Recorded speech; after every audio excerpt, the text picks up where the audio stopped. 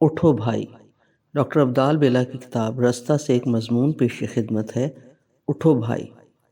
ہم government college Lahore کے پرانے ہال کی سیڑھیاں چڑھ رہے تھے۔ لکڑی کی چوڑی پرانی سیڑھیوں پہ تھپ تھپ بے شمار قدموں کی چاپ تھی۔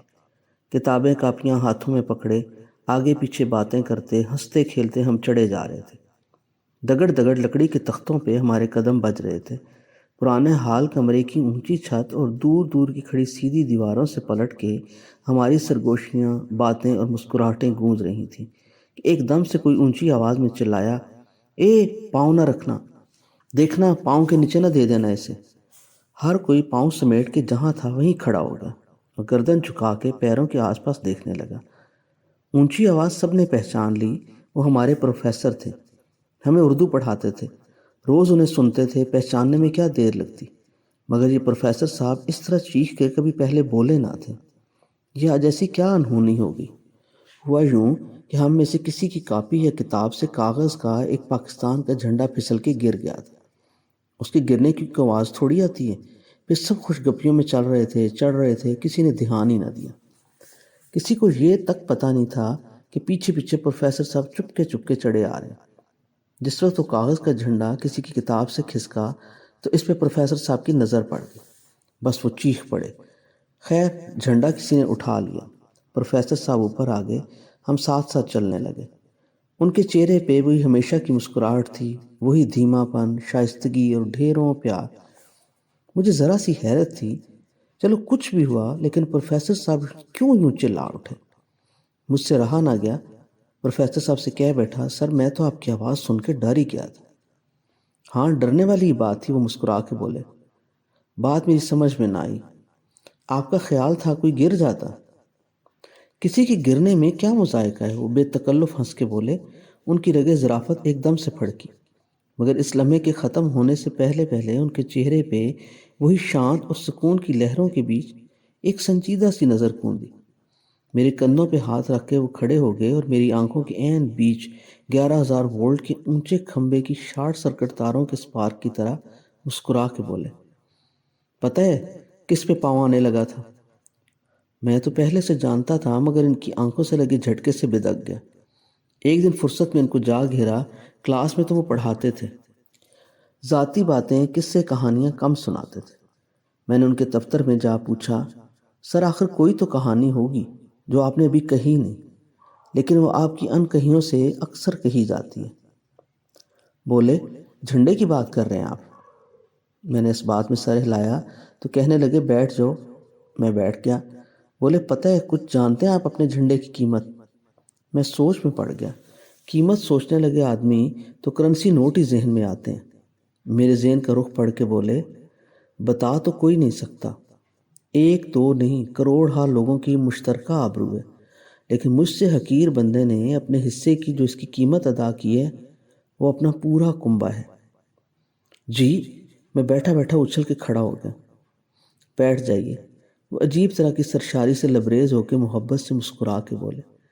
تھوڑی دیر وہ چپ بیٹھے رہے، ان کے چہرے پہ مسکراہٹ کی لکیریں تھرکنے لگی، ناک کے نتنے ایکا ایکی میں پھڑپھڑائے، ان کا دایاں گال کپ کپایا، گردن کی وریدیں لمحہ بھر کو ابھریں اور انہوں نے ایک ظہور کا سانس اندر کھینچا اور بولے، 35 لوگ تھے، سبھی کو قدرت ایک جگہ لے آئی تھی، سب ہمارے گھر جمع تھے۔ ہمارا گھر پاکستان کی راہ میں تھا۔ حصار کے گھر کی بات کر رہا ہوں۔ جو قریب کے رہنے والے تھے وہ تو پہلے سے آئے ہوئے تھے، دور رہنے والے عزیز و اقارب بھی آ گئے، بھوانی، بدایوں، دلی اور لکھنؤ تک سے سب پہنچ گئے۔ ایک میرا بھائی تھا، وہ بولتے بولتے پھر رک گئے، رکے رکے مسکرائے، ان کی آنکھوں سے سسکیاں ابھریں، کہنے لگے، تمہاری عمر کا تھا، 18 سال 3.25 مہینے عمر تھی اس کی۔ ایک ماں تھی، انہوں نے پھر زور سے سانس باہر لیا، بولے، انہیں میرے بھائی کے بعد گولی لگی تھی، کوئی 20-25 منٹ بعد۔ میرا بھائی، ان کا جوان بیٹا، ان کے سامنے تڑپتا مر گیا۔ آدھا صحن گھر کا میرے بھائی کے خون سے بھر گیا تھا، گردن میں گولی لگی تھی اس کے۔ ماں جی سینہ پیٹتی لپک کے باہر آ گئی، وہ تڑ تڑ گولیاں برسا رہے تھے، ایک گولی ماں کے سر پہ بھی لگ گئی۔ کاش ماں کو پہلے گولی لگ جاتی، وہ اپنا بیٹا مرتا نہ دیکھتی۔ وہ کہتے کہتے پھر چپ ہو گئے اور اپنے داہنے ہاتھ کی شہادت کی انگلی کی پشت کو دانتوں میں دبانے لگے۔ میری بیوی بھی تھی، شادی کو 4 سال ہوئے تھے، کم سنی کی شادی تھی، چھوٹی عمر کی تھی، بیوی سے زیادہ پریتم تھی۔ 4 سال کی کہانی ہی رانجھا کی داستان سی ہے۔ وہ بھی مر گئے۔ انہوں نے ماتھے پہ ہاتھ رکھ کے چہرہ جھکا لیا، پھر ایک ہی ہاتھ ہٹا کے بولے، پتہ نہیں اس کے کہاں گولی لگی تھی، شاید بلم چاقو کا کوئی گھاؤ لگا تھا اس سے۔ وہ بیچاری ساڑی کا پلو سنبھالتے سنبھالتے خون میں لت پت گر گئی، نازک سی تھی، پتلی سی، مر گئی۔ اس کی گود میں ہماری بچی تھی 2 سال کی۔ وہ پھر اپنے دانتوں میں اپنے دانے ہاتھ کی انگشت شہادت کا درمیانہ پپوٹا بھینچ کے بیٹھ گئے۔ اسی طرح ہاتھ منہ میں لیے لیے بولے، توتلی زبان میں ایک لفظ کا جملہ کہتی تھی۔ اسے انہوں نے 303 سے مارا تھا۔ ان کا ہاتھ ایک دم سے کہتے ہوئے جھٹکے سے نیچے گرا۔ اتنا بڑا دھماکہ ہوا تھا۔ پہلے انہوں نے میری بیگم کی گود سے بچی چھینی، بچی نے ایک چیخ مار دی اور بازو کھولے کھولے ماں کی طرف تکتی ہوئی دور ہوتی گئی۔ پھر انہوں نے اسے اٹھا کے فرش پہ پھینک دیا اور پھر فرش پہ گری ہوئی ننھی سی 2 سال کی بچی پہ 303 سے فائر کیا۔ دھماکہ تو ہونا تھا۔ ان کے چہرے کے پٹھے پھر لرزنے لگے، گردن میں سانس کی نالی میں جیسے کوئی کنکر آ گیا۔ ان کے سینے میں ہوا کو رستہ نہ ملا۔ انہوں نے پھر زور سے ایک سانس اندر کھینچا، پھر تھوڑی دیر سر جھکائے بیٹھے اپنا سانس درست کرتے رہے، پیروں میں پہنے جوتوں کے کونوں کو آپس میں ملا کے چھوڑتے رہے۔ پھر سر اوپر اٹھایا اور بولے، اور بہت لوگ تھے کنبے کے، میری خالہ تھیں، ان کے میاں میرے خالو، ان کا بیٹا، ایک ہی بیٹا تھا ان کا میرے چھوٹے بھائی جتنا، ایک ان کی جواں بیٹی، بس 2 ہی بچے تھے ان کے، کوئی بھی نہیں بچا۔ ایک ان کی ہونے والی بہو تھی، وہیں میرے نانا تھے، ان کے بچے بھی، میرے ماموں، وہیں کہیں یہ ایک جھنڈا بھی تھا۔ بس یہ انہوں نے بچا لیا، خود نہ بچ سکے، ایک ایک کر کے مر گئے، سارے مار دیے انہوں نے، پورا گھر ان کی لاشوں سے بھر گیا۔ بھائی صحن میں ادھر پڑا ہے، ماں اس کی لاش پہ اوندھی گری ہوئی، ڈیوڑی میں بیوی کا جسم ساڑی میں چھپا مرا پڑا ہے، دہلیز کے پاس بیٹی کی جسم کے لوتھڑے ہیں، ڈیوڑی میں خالہ مری پڑی ہے، 4 قدم پہ خالو کی لاش، پاس ہی کہیں ان کے بیٹے، بیٹی اور بہو کی لاشیں، ایک طرف نانا گرا ہوا، کئی ماموں کٹے پڑے۔ 35 لوگ، تمہیں کیسے گنواؤں؟ انہیں بولتے بولتے سانس چڑھ گیا۔ انہوں نے تیز 2-3 سانس لیے، پھر ایک گہرا سانس سینے میں بھر کے اسے لرزتے ہوئے جھٹکوں سے لیتے ہوئے بولے۔ انہوں نے پھر لاشوں کو کھینچ کے اکٹھا کرنا شروع کر دیا تھا، ایک دوسرے کے اوپر اناج کی بوریوں کی طرح مرے لوگوں کے ڈھیر لگا دیے، اور وہ سر سے پاؤں تک کچھ کہنے سے پہلے کانپنے لگے۔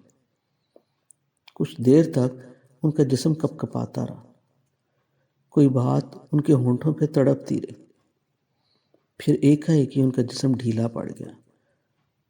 ذبح ہوئے قربانی والے جانور کی طرح بچی ہوئی چیخ جیسی آواز میں وہ بولے۔ پھر انہوں نے ساری لاشوں پہ تیل چھڑک کے آگ لگا، شر کر کے سب کے جسم جلنے لگے، میری ماں، بھائی، بیوی، بچی، سب۔ میں خود انہی لاشوں کے انبار میں پڑا تھا، پتہ نہیں کہاں کہاں زخم تھے، خون میں بھرا، بے ہوش بے سرت پڑا تھا۔ کچھ جل گیا جسم میرا بھی، پتہ نہیں کب آگ بجھی، کب میں اٹھا، خدا جانے کیسے لاشوں میں پڑا سانس لیتا رہ گیا، بچ گیا۔ وہی جھنڈا اٹھا کے ادھر آ گیا۔ اب تم بولو، میں اس جھنڈے کو گرتا دیکھوں تو چیخ بھی نہ ماروں۔ کمرے میں خاموشی سناٹے کی طرح گونجنے لگی۔ نیو بلاک میں بنا پروفیسروں کے دفتروں کے ہجوم میں ان کا چھوٹا سا کمرہ خاموشی سے بھر گیا۔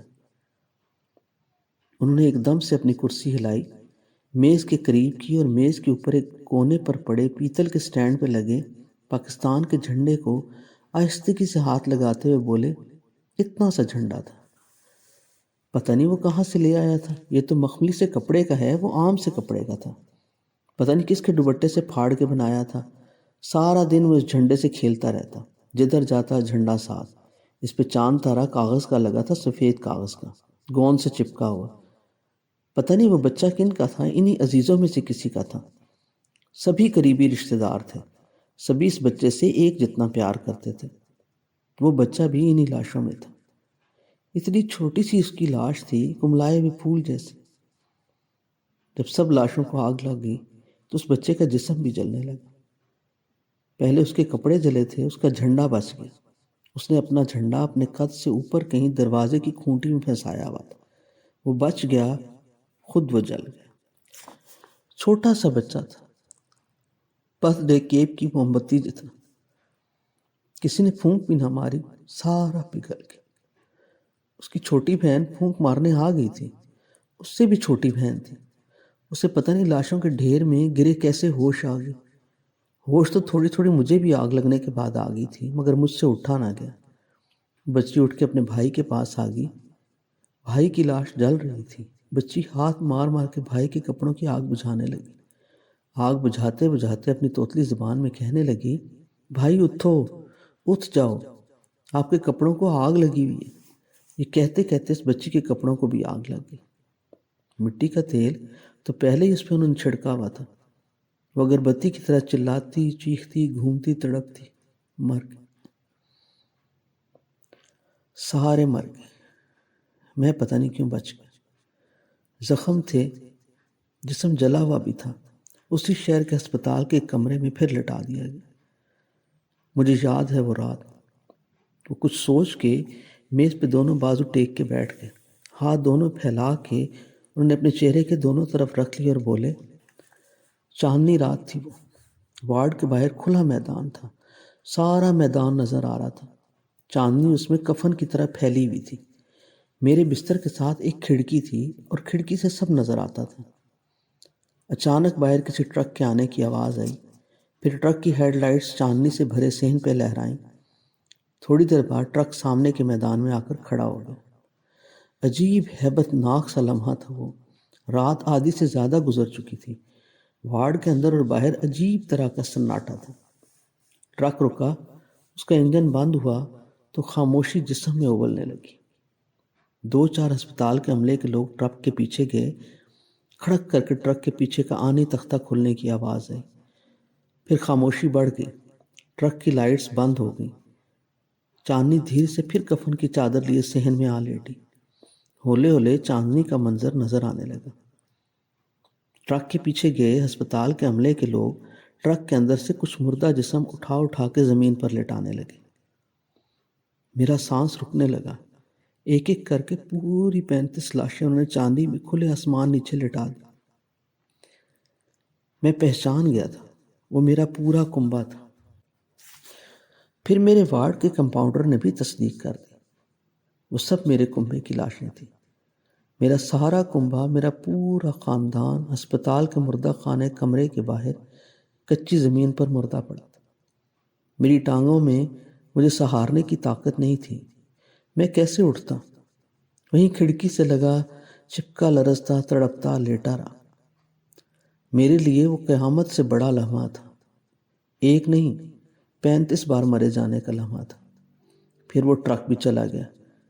ہے کسی میں اتنی جان جو سوچ سکے وہ میری جگہ ہوتا؟ سوچو کیا کیفیت ہوگی میری۔ ایسے دکھ کے اظہار کے لیے شاید ہماری زبان میں کیا، کسی بھی زبان میں کوئی لفظ نہ ہو۔ وہ ہسپتال کے لوگ بھی چلے گئے، وارڈ کے زخمی بھی سو گئے، بس ایک چاند میرے ساتھ جاگتا رہا۔ اس کی چاندنی مجھے چھری کی دھار کی طرح کاٹتی رہی، جگاتی رہی۔ اس کی کفن جیسی سفید روشنی میں میرے کنبے کی بے کفن لاشیں پڑی تھیں۔ چاندنی کا کفن میرے کنبے کی اج جلی مردہ لاشوں نے پہنا ہوا تھا۔ اچانک اس چاندنی میں وہ کچھ کہتے کہتے رک گئے اور پھر دونوں ہاتھوں کو میز پر رکھ کے اس پہ سر رکھ دیا۔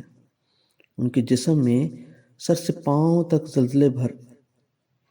کچھ دیر تک ان کا بدن کپکپاتا رہا، پھر ہاتھوں میں اسی طرح سر دیے اکھڑے ہوئے سانسوں سے بولے۔ ادھر باہر کوئی دیوار تھوڑی تھی، سب لاشیں میرے پیاروں کی کھلی پڑی تھیں۔ میری ماں، میری بیوی، بیٹی، میرا بھائی، میرے خاندان کے لوگ، سب کے جسم میدان میں پھینکے ہوئے تھے۔ اوپر چاندنی تھی اور کوئی راہ میں رکاوٹ نہیں تھی۔ رات پتہ نہیں کتنی باقی تھی۔ اچانک ان کی سانس کی نالی میں جیسے کوئی بم پھٹا، وہ بوٹی بوٹی ہو گیا۔ تڑک کے آہستگی سے بولے، ایک طرف سے کتوں کا پورا غول آ گیا۔ ہائے، وہ سر سے پیر تک جیسے ذبح ہو گئے، عجیب طرح لرزے اور بولے۔ وہ سارے کتے میرے کنبوں کی لاشوں کی طرف جا رہے تھے۔ پتہ نہیں کتوں کے لاشوں پہ پہنچنے سے پہلے میں بے ہوش ہوا یا بعد میں، صبح تک مجھے ہوش نہیں آیا۔ اگلے دن شام کو کہیں میرے اوسان بحال ہوئے تو مجھے بتایا گیا کہ میرے سارے کنبے کے لوگوں کو ایک گڑھا کھود کے دفنا دیا گیا۔ لو میرے پیارے بیلا، یہ میری کہانی ہے۔ پروفیسر مشکور حسین یاد نے میز سے سر اٹھا لیا اور پھر میز پہ پڑے جھنڈے کے چاند تارے پہ ایسے پیار سے انگلیاں پھیرنے لگے جیسے اس کے اندر اپنے سارے کنبے کے جسموں کا لمس ڈھونڈ رہے ہو۔ پھر میری طرف سر اٹھا کے بولے، یہ آپ کیا سنتے سنتے نوٹس لے رہے ہیں؟ میں نے کاغذ پہ قلم روک کے سر اٹھایا۔ میری آنکھ سے ایک آنسو ٹپک کے میرے لکھے لفظوں میں مل گیا۔ کچھ لکھے لفظ پھیل گئے۔ میں نے ان میں قلم کی نوک گھماتے ہوئے عرض کی، سر میری کیا حیثیت ہے؟ میرے قلم نے کیا کہنا ہے؟ میں تو بس اتنی سی کوشش کر رہا ہوں جتنی جلتے ہوئے بھائی کے کپڑوں میں آگ دیکھ کے اس کی ننھی سی بہن نے کی تھی۔ میں بھی اپنے توتلے لفظوں میں صرف یہی کہنا چاہتا ہوں، بھائی اٹھو، تمہارے کپڑوں کو آگ لگ چکی ہے۔